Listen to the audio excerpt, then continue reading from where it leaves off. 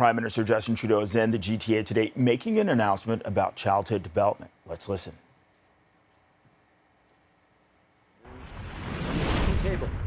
A lot of people were talking about grocery prices that are still too high.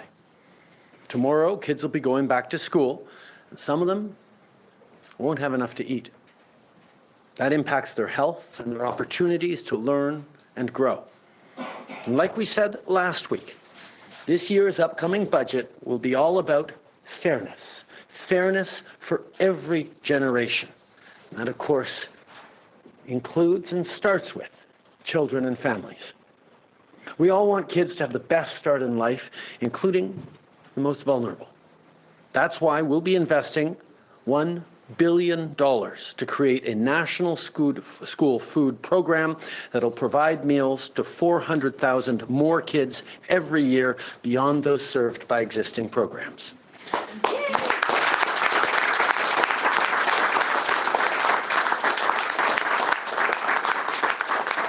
We'll work with provinces and territories and Indigenous partners towards ensuring every child has the food they need. On va investir $1 milliard à travers les provinces, territoires et communautés autochtones pour augmenter les programmes d'alimentation scolaire et offrir des repas à 400 000 enfants de plus à chaque année. 400,000 more children each year. It will help children by making sure they don't spend the day at school with an empty stomach. And at the same time, it'll give peace of mind and relief to parents and grandparents. Eat better, they do better in school. The teachers, advocates, and volunteers I spoke with today know that, and something I remember from my years as a teacher. When a kid walks up before class and says, "I'm hungry," that means we all have more work to do as a school community, as a country, as a world. We want everyone to be able to eat well so they can reach their full potential. The National Food School Program is added to our investments to make life more affordable across the country for families. I'm thinking of the daycare services and dental care. That provides families with nearly up to $8,000 per child per year. With it, since 2015, we've lifted 650,000 children out of poverty, and Canada's child poverty rate has been cut in half. We're fighting every day to build an economy that helps every generation get ahead. People out there are still talking about the trickle-down economy, still thinking if you give tax breaks and opportunities to the wealthiest, that will somehow create more job and wealth that'll eventually make it down to everyone else. The problem with that theory is it's never worked. Ever.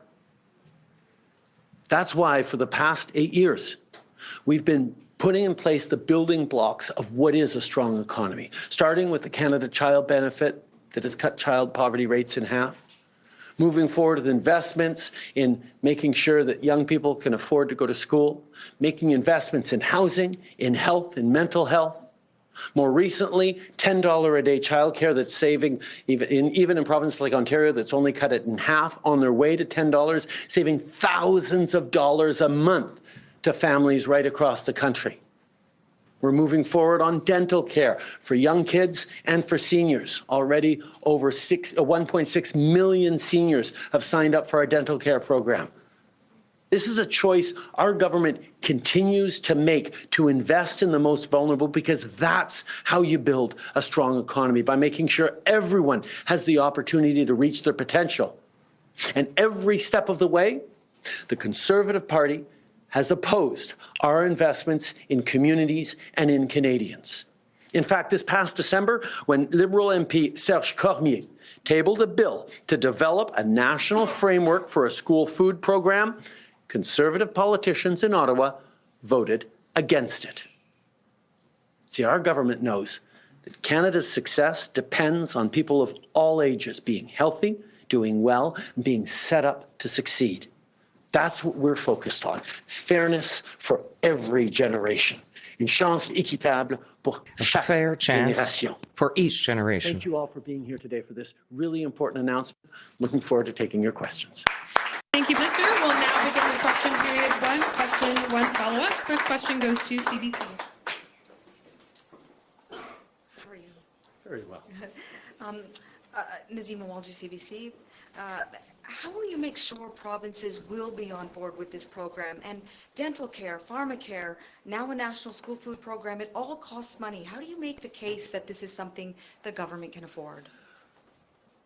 This has been a point of debate with the Conservative Party, Conservative opposition, over the past 8 years. We believe that confident countries invest in themselves, invest in their communities, invest in their people. That's what we've been doing. Yes, with access to pharmacare through specifically prescription contraceptives and insulin. These are things that are going to make us better off as a country. Making sure that seniors and young people who can't afford to go to the dentist can actually get their teeth fixed. That makes us better off as a country. Investing in $10 a day childcare, that makes us better off as a country. These are things that we are stepping up with as a government, not just because it's the nice thing to do, but it allows us to be more successful as an economy. It allows people to have the opportunity to achieve their dreams.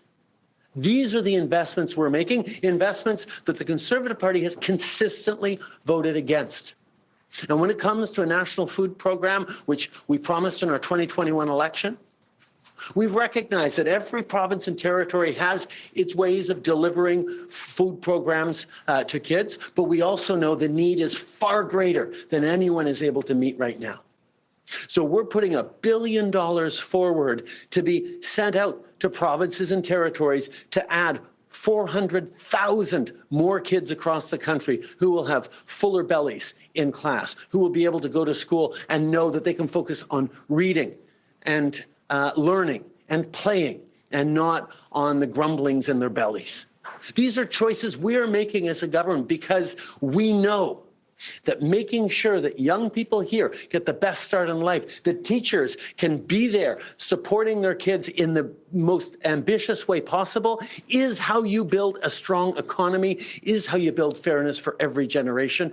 That's why we're here to do this, even though, yes, Pierre Poilievre and the Conservatives wouldn't. Next question? Yeah, I have a follow-up, but could you answer that in French as well? Of course. Thank you. C'est un choix que nous avons fait en tant que It's a gouvernement. choice we made as a government to recognize that confident countries invest in their citizens and communities and future. We were there with more spaces in daycares across the country. We were there for the Canadian child benefit that took 650,000 children out of poverty. We cut poverty in half across the country for children.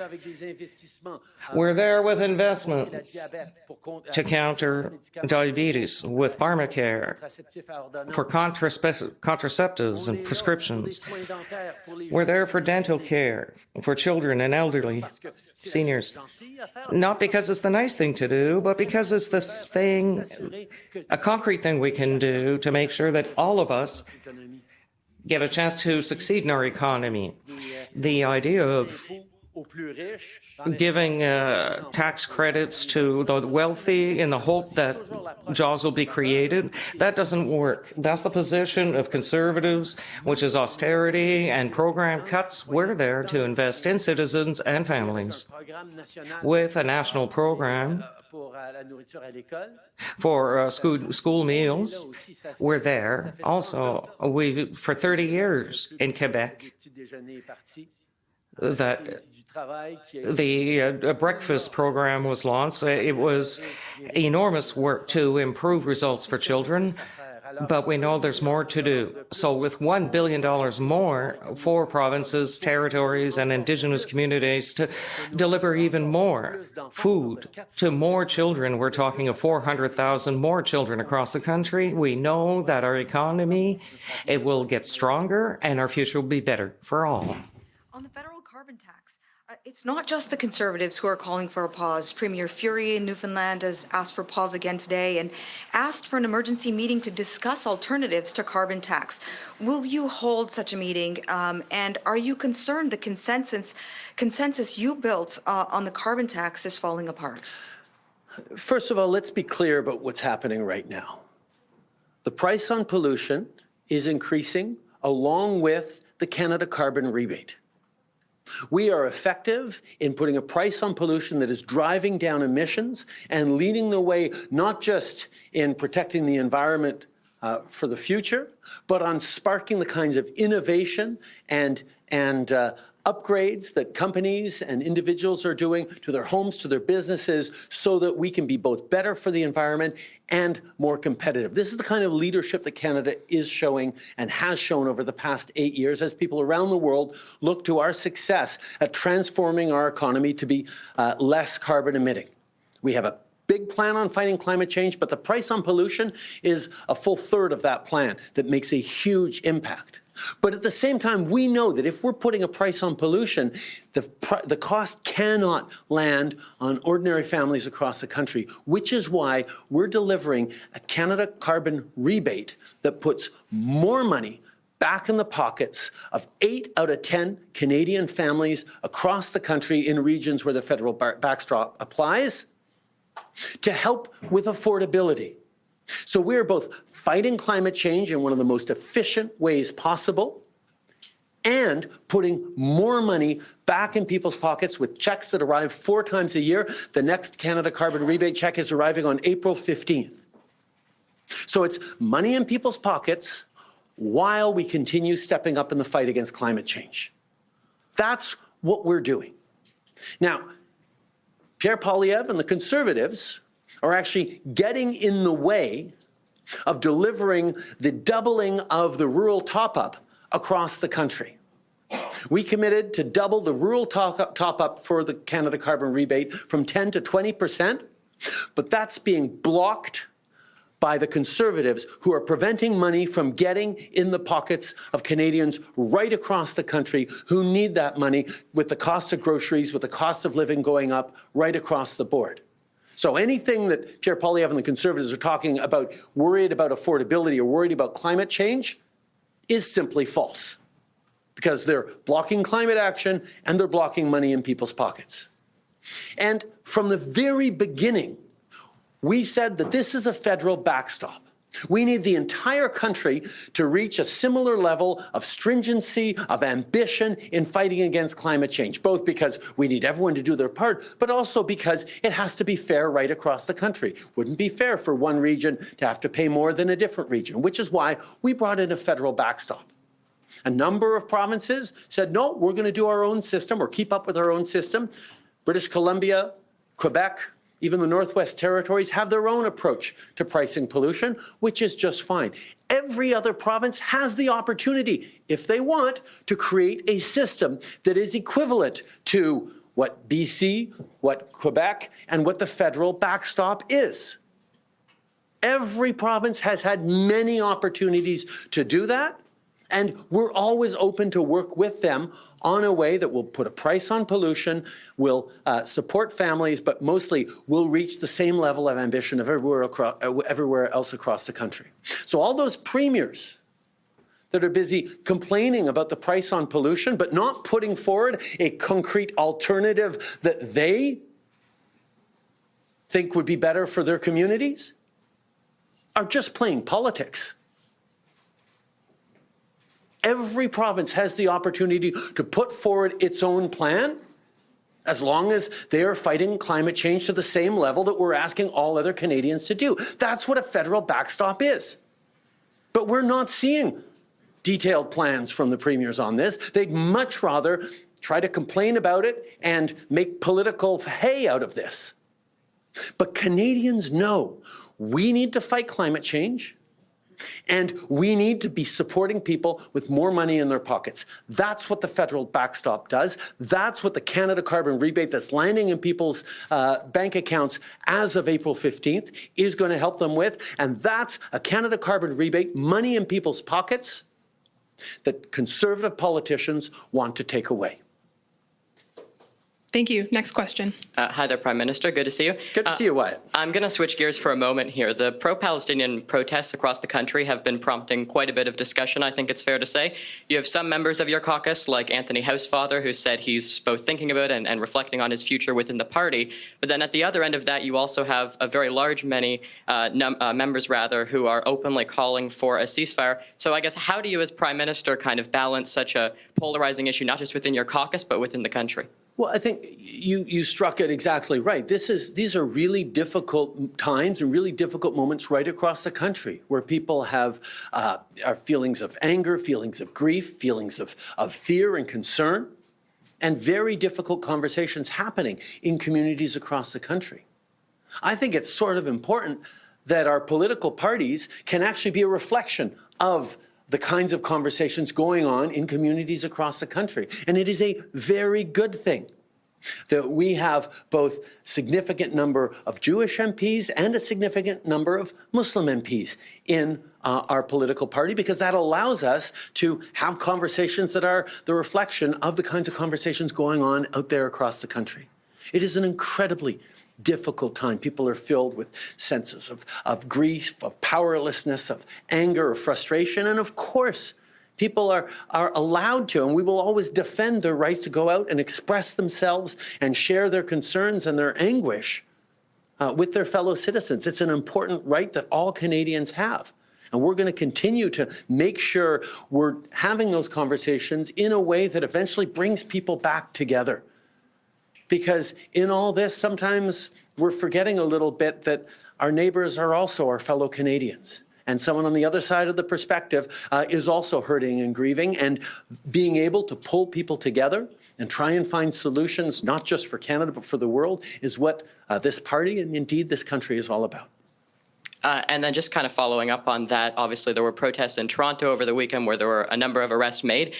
Despite policing obviously being a provincial jurisdiction, a lot of people still turning to you for your perspective. I guess what steps will your government take, perhaps working with the provinces, to both balance the obligations of law enforcement with Canadians' rights to peacefully assemble and free speech? Well, first of all, it is a fundamental right that people are able to protest freely in this country. It is really, really important in our democracy and in democracies around the world that people have that ability to mobilize, go out and express their concerns for policies here at home or things happening overseas. That's something that this government will always defend. And that protest needs to be done peacefully in a way that doesn't endanger other people's lives. We expect police to both obey the laws and enforce the laws. And that's something that I think is necessary. Just waving a Palestinian flag is not in itself something that is unacceptable or anti-Semitic. People are allowed to express their concerns on every side of the event. It's when you start making people feel unsafe in their neighborhoods, in their schools, in their communities, that we fall into things where police do need to lean in and make sure that everyone is safe and feels safe. But that is a balance that is ongoing every single day by police forces across the country. And as a federal government, we expect people to obey the law. We expect the police to obey the law, but we also expect the police to enforce the law. Thank you. Next question. Hi, Prime Minister. Barbara with Queen's Park Briefing. On today's announcement, could you just be more specific on how exactly will this program be rolled out? Well, thank you. We recognize that provinces across the country have been investing in school food programs, including increasing their investments. Nova Scotia just came out with an ambitious plan. Manitoba is moving forward as well. Lots of provinces have different approaches, but we also know in every province across the country and territory across the country, there are still needs that are unmet. So we look at it as a federal responsibility to step up and try and make sure even more kids have opportunity to have safe, healthy food in their schools. And this is money that we're going to work with the provinces and territories and Indigenous communities on to make sure that they mean better healthier food for kids to be able to access while they're studying. There's lots of conversations now to be had with the provinces, but as the Minister of Families and Social Development pointed out, these are measures that we hope are going to be able to kick in time for the upcoming school year that starts in September. Hi, Prime Minister. Mark Hamidou, the Canadian Press. Also on the same topic, some provinces have school meal programs, some don't. Some have larger programs than others. How are you going to make sure that there's a kind of balance in terms of, is it going to be like the funding for this program is going to be sent to provinces per capita on per capita basis, or how is it going to be measured? We're going to continue to work with the provinces who are delivering school food programs to invest $1 billion more. That'll mean 400,000 kids who right now aren't getting the adequate support are going to be able to it. And there's more needs than just 400,000 more. That's why we're going to continue to work. But this $1 billion we're announcing today, that we're going to sit down with the provinces and look at how best to deliver them, is going to make a huge difference. Just to follow up on the carbon pricing topic, why do you think you lost the support of some Liberal and NDP premiers and provincial opposition leaders when it comes to this measure? You know what? All Canadians know that we have to fight climate change. All Canadians know that we are squeezed on affordability. This is a plan that both fights climate change and puts more money in the pockets of 8 out of 10 families across the country. I think the question is, why are so many Conservative politicians and provincial premiers opposed to a plan that is extraordinarily powerful in fighting climate change and sparking innovation, and puts more money back in the pockets of Canadians? We hear premiers across the country worried about the cost of living for their citizens, and yet they want to scrap checks that leave more money in people's pockets. The question for me isn't, why am I fighting climate change and putting more money in people's pockets? It's, why do so many politicians out there stand against fighting climate change and putting more money in people's pockets? That's the question. Next question. Bonjour, Myrna Djukic pour Radio-Canada. Yes, ready, Canada. Still with carbon tax, we know is going up today, and despite the arguments you said in English, the opposition is very strong in the provinces. Will you step back? And if not, how will you settle this issue? We are increasing the price on pollution and also the rebates sent to Canadians, which will be delivered April 15th across the country in the jurisdictions that follow the federal program. We are putting more money in the pockets of Canadians while fighting the emissions that are causing climate change. The question for me is not why are we doing it, it's why are there politicians that are opposed to fighting climate change, that oppose checks that put more money in pockets of Canadians. And even what we're seeing with Mr. Poilievre, he is blocking the doubling of the rural rebate, which will increase the money in the pockets of Canadians living in remote and rural areas. It's illogical, but Pierre Poilievre is blocking money for Canadians in the House of Commons. We will continue to be there to help families while fighting climate change, and that's how we'll build a better future. Thank you. Last question. Canadian Jewish News. As we approach the 6-month anniversary of the attacks on Israel, I know certainly Minister Joly and other ministers have been to Israel. Do you plan to go to Israel? I've been to Israel a number of times, and I look forward to going there again. Do you have a trip planned since October 7th? We're watching events unfold. I look forward to going back soon. Thank you. That concludes today's press conference. Merci beaucoup tout le monde. All right, that is the Prime You've been Minister watching taking the a Prime number of Minister and other questions in the ministers GTA tonight as he makes an announcement about, today I should say, making an announcement about childhood development. This after lots of backlash over the carbon tax increase, which kicks in today. It really seems the Liberals are trying to change the subject, announcing that the upcoming budget will be all about fairness. Also announcing a $1 billion national school food program. That's something the NDP came up with. On the carbon tax, the Prime Minister defending the plan, talking about the rebate that he says will put money back in people's pockets.